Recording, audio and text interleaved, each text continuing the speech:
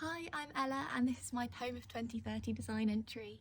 My last 2 years at university I chose to spend in the Sustainable Communities Studio Unit, celebrating the centenary of the Addison Act and the great journey of social housing, including the 1970s Radburn estate, The Meadows. Whilst there were many successes of this green low-density suburban estate, having the privilege of speaking to past and present residents opened my eyes to the societal changes, in particular the ageing population, which were not predicted in the designing of these nuclear family homes. It was hard for me to move from the Meadows. I'd lived there most of my life. All of my friends are there, but after my husband died, I found the house was too big for me. It's more of a family house, really. Much like the Pollard Edward Thomas scheme, in which the women are a support system of their own, the focus of this project is social sustainability, creating environments which are size appropriate, accessible, flexible, and socially secure and interactive. The atypical model of co-housing offers opportunity for an all-female group to share parts of their lives and reduce social isolation without impacting on either their independence or privacy. It was then time to think about an environmentally sustainable approach. On visiting the Meadows, the number of redundant garage sites was immediately apparent, which were an exciting opportunity for rejuvenating redundant land in the ownership of the council to make affordable architecture with both meaning and heart. On exploring these sites, Oxbow Close seemed perfect. There's the adjacent tram route, surrounding pedestrian links, appropriate space between blocks, and opportunity to open up with southwesterly aspect. My initial massing ideas focused around the maximising of daylight, opening up for inward-facing front doors, and forming a sequence of 3 outdoor spaces, each characterised to benefit the women and surrounding residents' quality of living.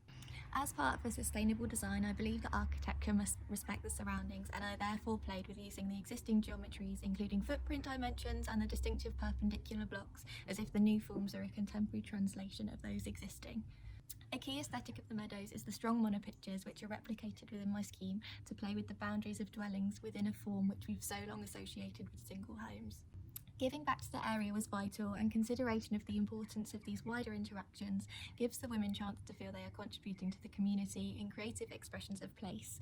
Certain facades create blank canvases which positively reflect outwards and architecturally create convergence points to a more private green space behind.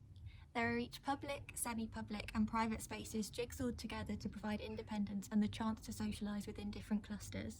Neighbourliness is accentuated through visible circulation, inspired by the classic French film Mon Oncle.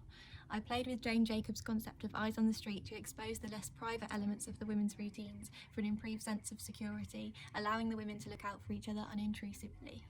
Facades. Again, these are contextually driven, with windows calculated from the ratios and alignment and column pairings observed in the surrounding architecture. Social links with the surroundings are encouraged through the outdoor spaces mentioned and involve interactive tactical urbanism installations and spaces for community gardening. These dynamic communal spaces continue inside at a smaller scale, with consistent possibility to engage passively or actively with the people around them, making the world not such an isolating place as an older woman. Recognising the climate emergency as a primary concern of our times, the scheme implements environmentally sound design approaches such as pitch roofs with skylights to cater for natural stack ventilation and angled to receive natural light for healthy internal environments and direct solar gain, alongside photovoltaic panels. This, combined with thermal wall storage systems, provides more consistent internal temperatures, lowering the demand for heating. The materials chosen are purposefully durable to improve the home's lifespans and to require minimal energy use for maintenance. Same applies for the synthetic wreath of underlayment, whilst it can be produced from a polymer recycled from scrap materials and also eliminate VOCs from the underlayment. I hope architecture continues to develop sustainably and adapt to the evolving world we're in. I believe there's plenty of opportunity that can be done to support the groups often overlooked in our society, to improve the quality of lives, as home really is the most important piece of architecture in our lives. Thank you for watching.